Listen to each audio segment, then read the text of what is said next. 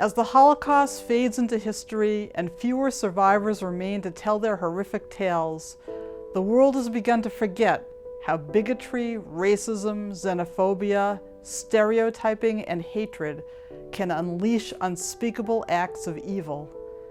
In our country today, we are witnessing the popularization of the same sorts of attitudes towards foreigners, which led so many Europeans to join the Nazi Party to eradicate Jews and other demonized groups.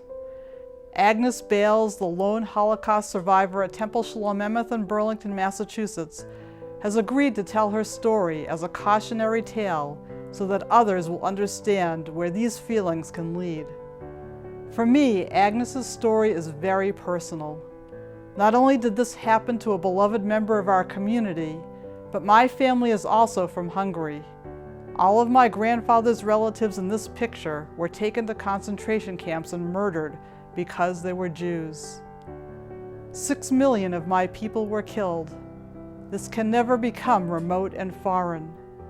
As the philosopher George Santayana said, if we don't remember the lessons of the past, we are doomed to repeat them. Never again is now. Welcome to this special edition of Spiritually Speaking.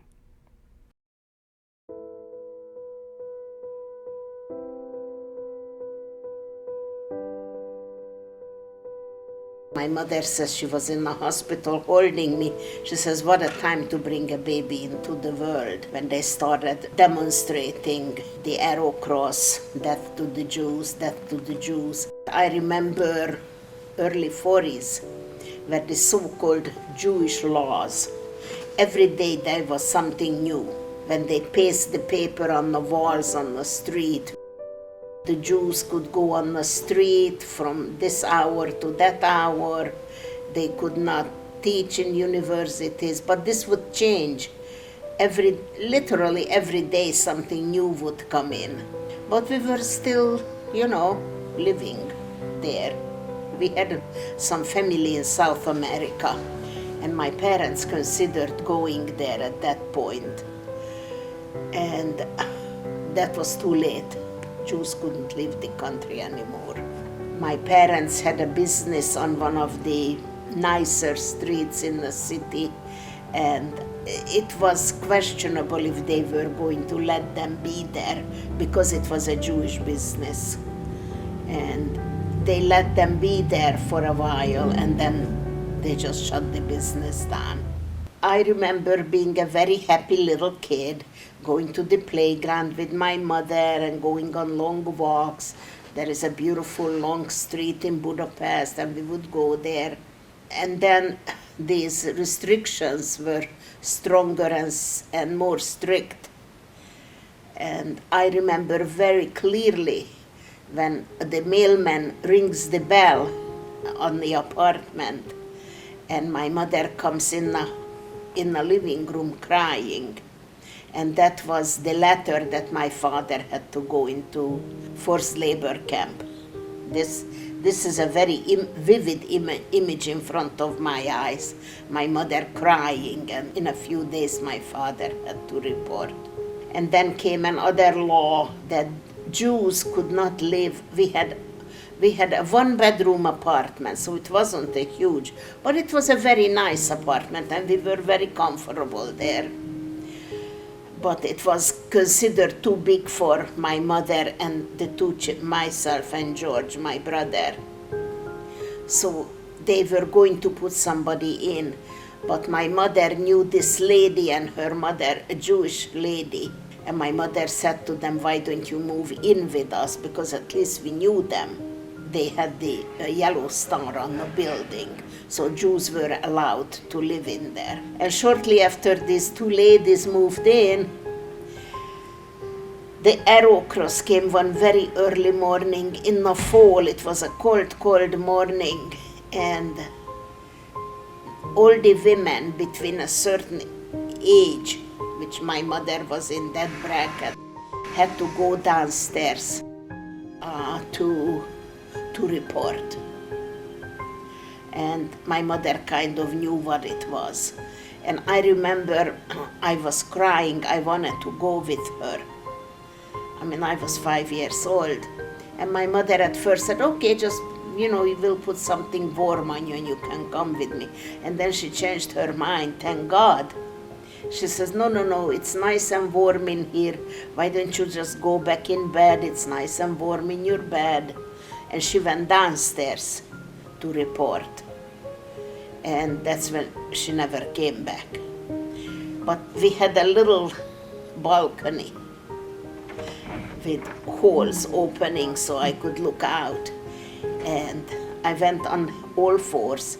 I crawled out on the balcony and I looked out in one of the holes and I saw the SS with guns pointed at these women, and I saw my mother being led away with the gun pointed at her. And that was the last I saw her until long after the war was over. George and I were left in the apartment with these two ladies, only because they didn't fit that age bracket. Everything was so organized that it's sickening to think back to it. A couple of days later, they came back again, the SS, and they took the other group of women who were born in that bracket. So the two ladies were taken away. Then just George and I stayed by ourselves in the apartment with really no food or anything. I don't remember being terribly scared at that point. Maybe because George was there. As long as George was there, I was okay. And then a lady from across the hall, in the building, she wasn't Jewish, she came over, she rang the bell, and she asked us if she could help, is there anything we needed. She was a very nice neighbor.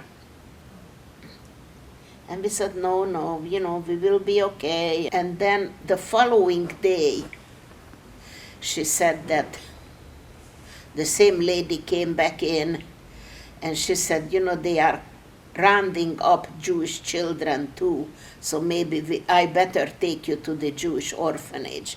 There was a Jewish orphanage in the city. So we said, okay. So she took our hands and she walked us into the Jewish orphanage, which was in a big, at one time it may have been a beautiful building, but by then it was run down and it was way overcrowded with Jewish children.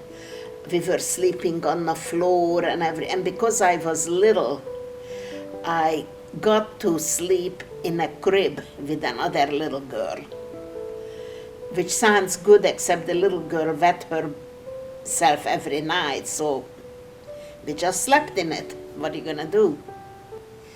And I stayed there, and of course George was put into another building, because boys go to another building. But there was a window on the room and I could look down, and George was helping, taking the trash out and everything. He's 5 years older. And from the window I could see George, which was, everything. And we stayed there during, I guess, Christmas, although there was nothing. It was a Jewish orphanage. But I just remember a lot of kids were waiting for, in Hungary and a lot of parts of Europe, Santa Claus is not associated with Christmas. Santa Claus has a holiday of its own. So, they were waiting for Santa Claus to bring them chocolates or something. And of course, Santa Claus never came. I cried constantly, day and night. I cried.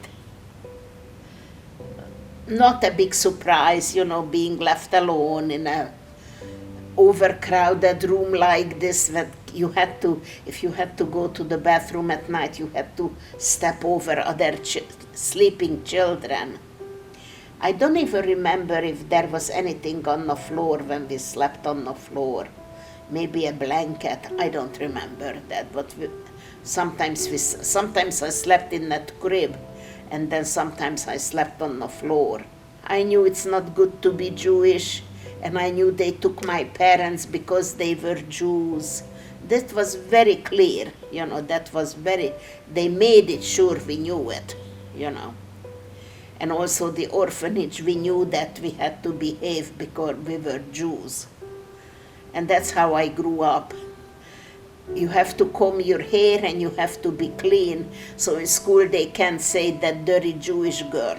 We had no school, no program for the children, just hanging. And the meals, we went to some kind of in a building there was a room that had tables and chairs. And I just remember sometimes the food was really inedible. I mean, if you're hungry and you can't eat it, it was bad. And I just remember that we were hungry. We're always hungry, basically. But a lady from the building where we lived with my parents came to visit us, and she actually brought us some food. My mother gave me a hat and I don't know how you call it, we called it a muff. She told me, now you take good care of it, like a mother would tell the kid, So when we went to the orphanage, I took the hat and the muff, and they said that I can't hold on to it because it will get lost with the little girls. They gave it to one of the big girls to take care of it for me. So the time came when George and the boys were taking the trash out, and they went by the director's office, and they heard there were some Hungarian Nazis and some SS, and they were talking that all the children have to go to the Danube. And the boys, George and his friends, they knew what that meant. And they said, okay, we have to get out of here. And they went down to the fence, and they were starting to break the fence when George said, wait a minute, I have a little sister here.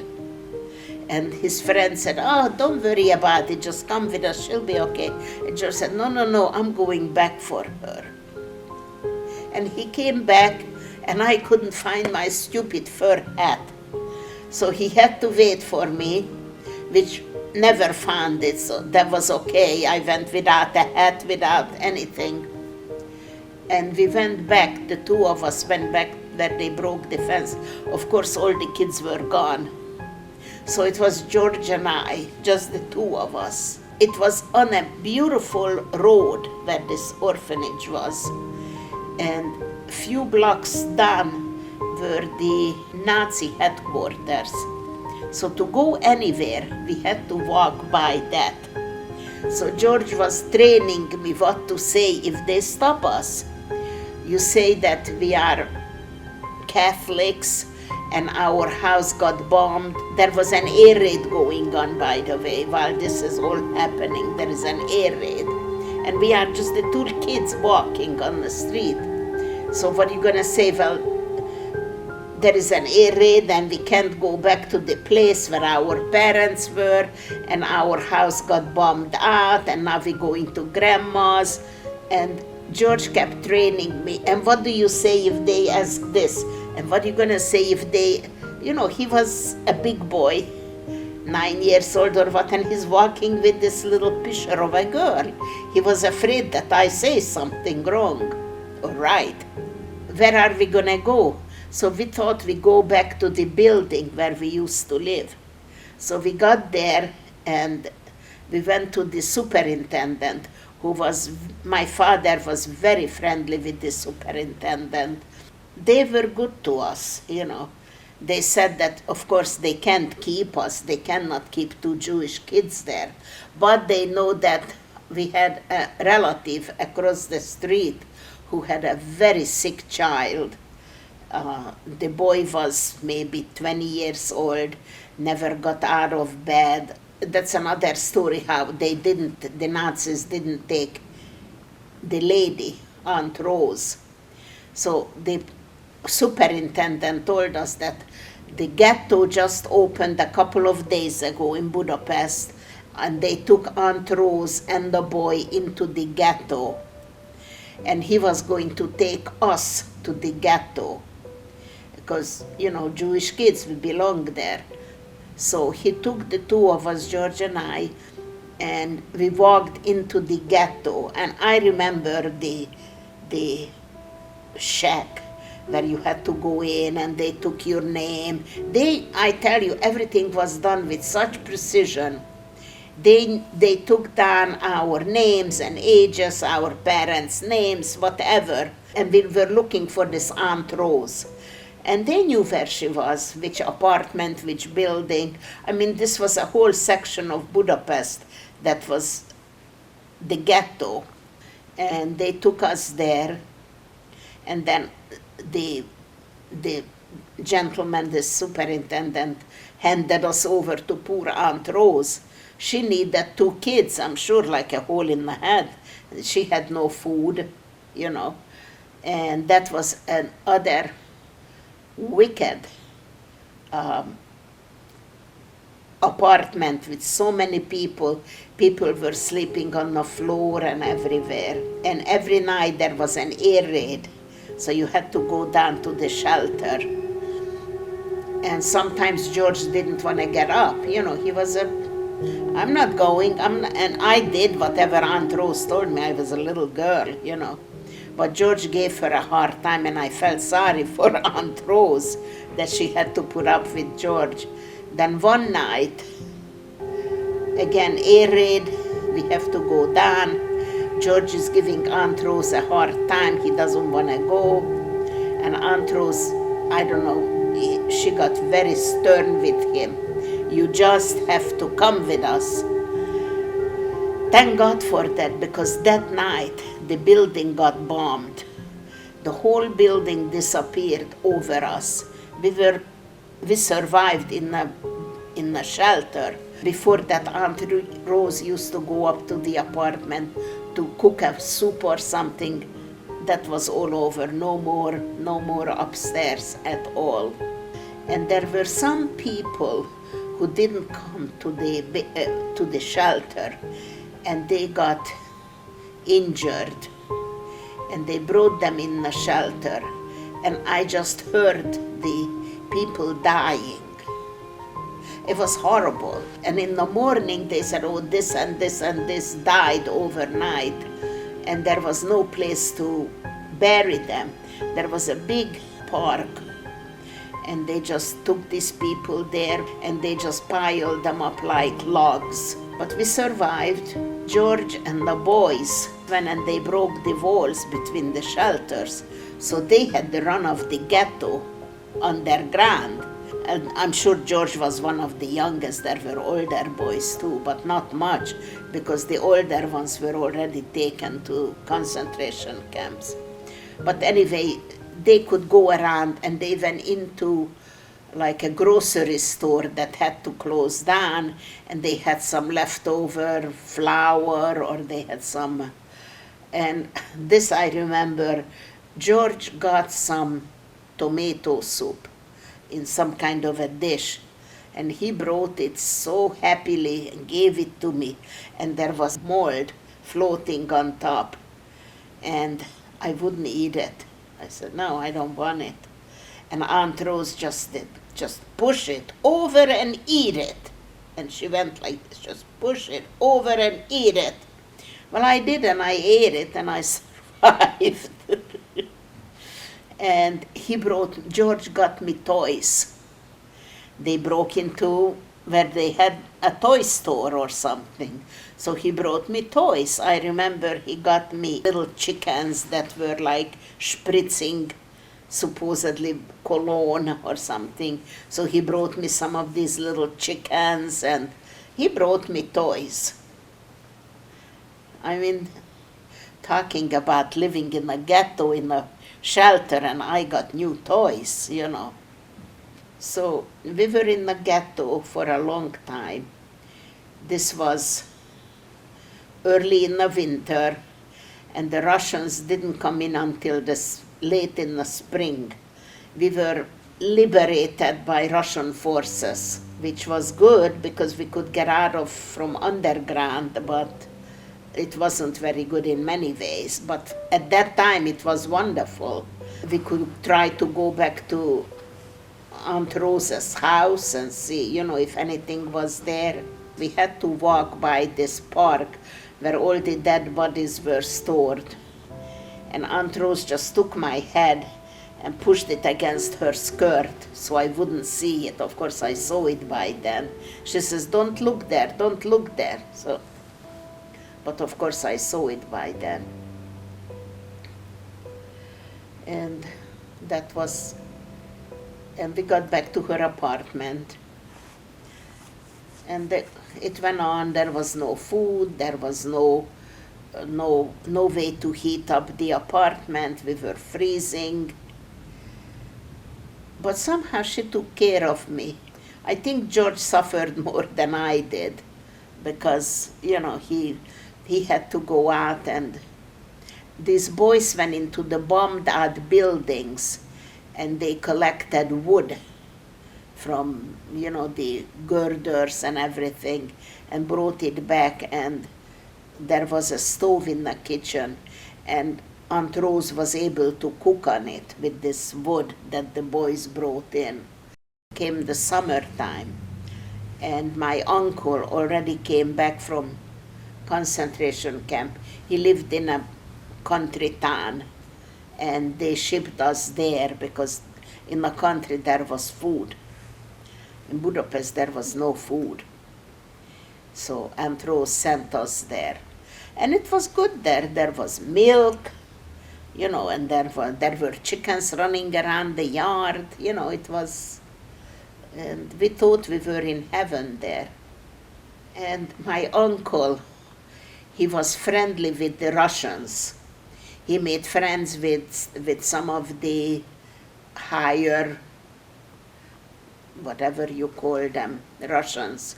And I remember Sundays he used to have a lunch for these Russian soldiers and the Russians who were overseeing the town. And it was like it felt like I never seen food like that. They had sour cream, they had milk, they had pasta, whatever. And so obviously the Russians liked him a lot.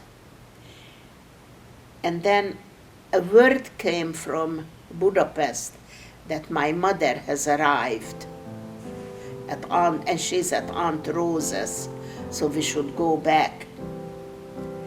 And there was a lady, I don't know who she was, a relative or friend or what, and she said that she'll take us on a train.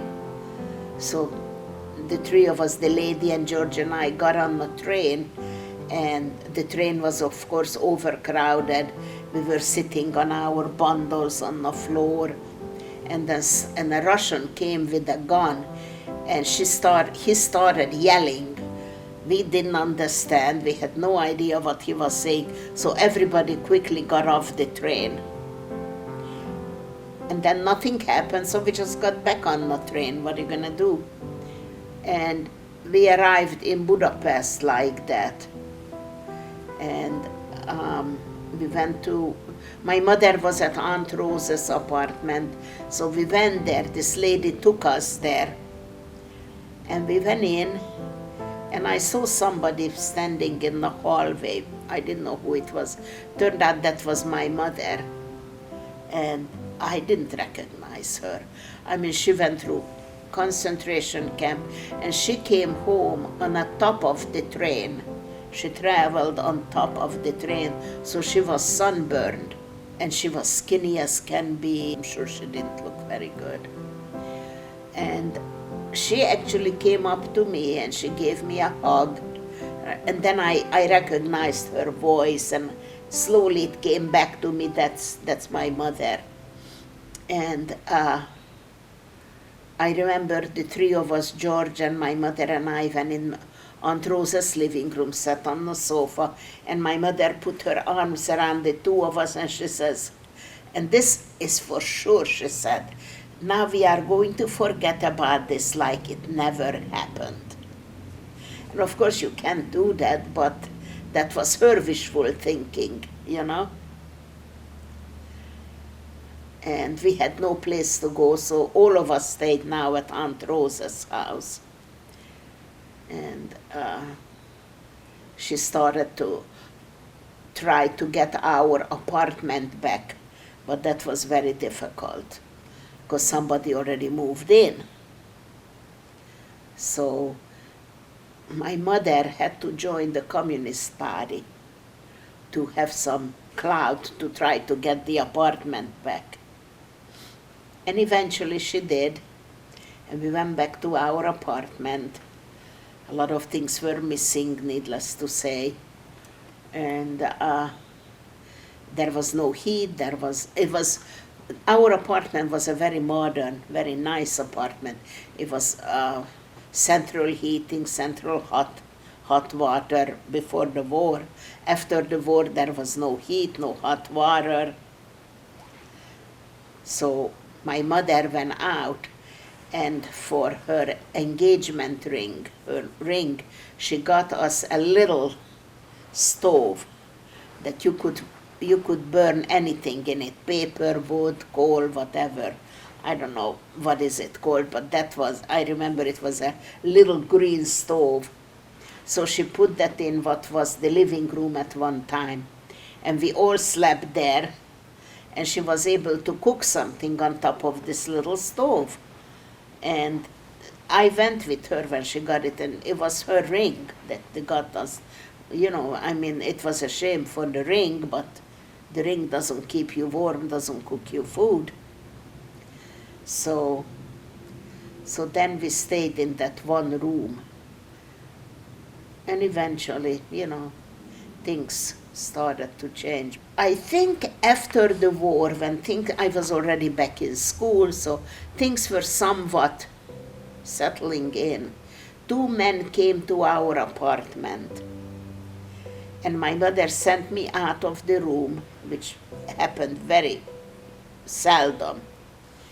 She sent me out of the room that she wanted to talk to these 2 men. And when the men left, my mother was crying uncontrollably.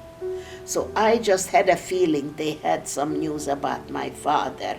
I could never ask my mother. I could never get myself to ask her, because I knew how painful it was to her. Supposedly he was in Bor. That's Germany, I think, B-O-R. I actually found his name in Israel. You know, you can check it online. The people who disappeared during the Holocaust. And his name is listed there with the correct date when he was born. So I know for sure it's him.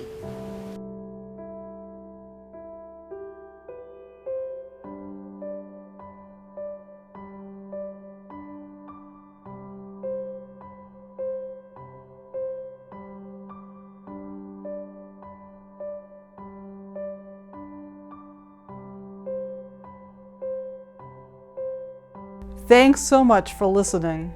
May Agnes's story serve as a warning that we must forever be on guard to keep our evil impulses, those of our society and our leaders, in check. Silence and complacency are not an option. Shalom, salam, shanti, peace.